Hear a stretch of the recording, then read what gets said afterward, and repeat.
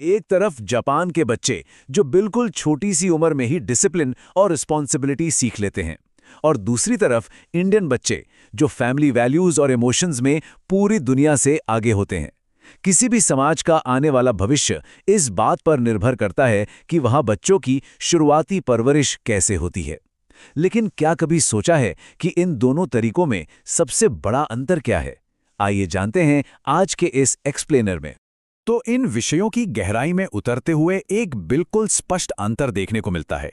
एक तरफ है डिसिप्लिन और रिस्पॉन्सिबिलिटी जो जापानीज परवरिश का मूल हिस्सा है, और दूसरी तरफ फैमिली वैल्यूज और इमोशंस जो इंडियन कल्चर की सबसे बड़ी पहचान है। एक तरीका बच्चे को शुरू से ही अपने पैरों पर खड़ा होना सिखाता है, और दूसरा बच्चे को जज्बाती रूप से अपने परिवार के साथ बहुत मजबूती से जोड़ता है। दोनों ही रास्ते बच्चों का कैरेक्टर बिल्ड करते हैं, लेकिन तरीके बिल्कुल अलग हैं। अब यहां एक सबसे बड़ा सवाल उठता है, इन दोनों अपब्रिंगिंग स्टाइल्स में आखिर सबसे बड़ा अंतर है क्या? आज इसी को डिकोड करने की कोशिश करेंगे। ये सवाल काफी इंटरेस्टिंग है, क्योंकि इसका जवाब सिर्फ बच्चों के बारे में नहीं, बल्कि दो बिल्कुल अलग कल्चर्स की पूरी मानसिकता और उनके जीवन जीने के ढंग के बारे में सिखाता है। चलिए सबसे पहले बात करते हैं जापान की।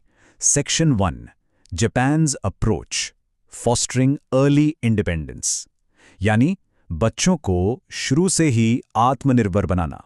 जापान में बच्चों को बचपन से ही बिल्कुल सेल्फ डिपेंडेंट बनाया जाता है। हैरानी की बात तो ये है कि वहाँ 5-6 साल के छोटे बच्चे भी खुद अकेले स्कूल जाते हैं। और स्कूल में वहाँ सिर्फ पढ़ाई नहीं होती, उन्हें दूसरों की रिस्पेक्ट करना और डिसिप्लिन फॉलो करना सिखाया जाता है। और सबसे दिलचस्प बात, लंच के बाद बच्चे अपने क्लासरूम खुद साफ करते हैं। उनकी शिक्षा जीवन जीने की इन्हीं छोटी छोटी प्रैक्टिकल स्किल्स पर आधारित होती है। इन सब आदतों के पीछे वहाँ की एक बहुत गहरी सोच छुपी है। हर काम की इज्जत करो।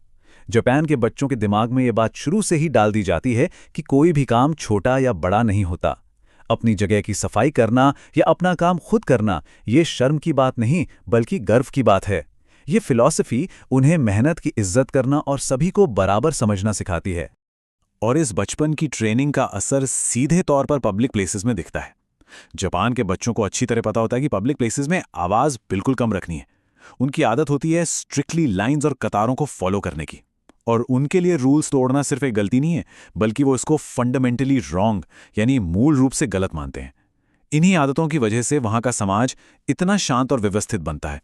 अब आते हैं दूसरे पहलू पर।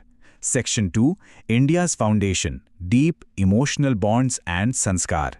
यहाँ परिवारिश का तरीका थोड़ा अलग और कहीं ज्यादा गर्मजोशी और जज्बातों से भरा होता है। इंडियन बच्चे इमोशनल बॉन्डिंग और फैमिली कनेक्शन में बहुत स्ट्रांग होते हैं। हमारे यहाँ बच्चे अपने ग्रैंड पेरेंट्स के साए में रहकर संस्कार और ट्रेडिशन सीखते हैं। इंडियन फैमिलीज में शेयरिंग, केयरिंग और रिश्तों को सबसे ऊपर रखा जाता है। यहाँ बच्चे फेस्टिवल्स, कल्चर और स्पिरिचुअलिटी से गहराई से जुड़े होते हैं। ये एक ऐसा माहौल है जहाँ बच्चा एक बड़े पारिवारिक वृक्ष का हिस्सा बनता है और हमेशा अपनापन महसूस करता है। लेकिन जहाँ इतना गहरा प्यार होता है, वहाँ कभी-कभी कुछ चुनौतियाँ भी आती हैं। कई बार इस ओवर प्रोटेक्शन की वजह से बच्चे सेल्फ डिपेंडेंट कम बन पाते हैं। हर छोटे छोटे काम के लिए पेरेंट्स पर डिपेंड रहना उनकी हैबिट बन जाती है। जो काम बच्चा खुद कर सकता है, वो भी परिवार वाले स्नेह और प्यार के चलते खुद ही कर देते हैं। तो दोनों तरीकों की अपनी अपनी खूबियां और चुनौतियां हैं। आइए बढ़ते हैं तीसरे हिस्से की तरफ। Section 3, the synthesis, finding the perfect balance. अगर दोनों तरीकों को आमने सामने रखकर देखा जाए तो स्पष्ट होता है कि जापान का फोकस डिसिप्लिन, इंडिपेंडेंस और रूल्स पर है, जबकि इंडिया का फोकस इमोशंस, कल्चर और फैमिली वैल्यूज पर है। दोनों ही कल्चर्स की अपनी अलग और बहुत मजबूत स्ट्रेंथ्स हैं। यहाँ किसी को बेहतर या कमतर नहीं बताया जा रहा, बल्कि ये दो अलग रास्तों का विश्लेषण है जो जीवन के अलग अलग पहलुओं को मजबूत बनाते हैं। तो यहाँ एक बहुत ही कमाल का विचार सामने आता है। सोचिए, अगर इंडियन बच्चों में थोड़ा जापानीज डिसिप्लिन और अर्ली इंडिपेंडेंस आ जाए और जापानीज बच्चों में थोड़ी इंडियन इमोशनल बॉन्डिंग और पारिवारिक गर्माहट आ जाए, तो एक परफेक्ट बैलेंस बन सकता है।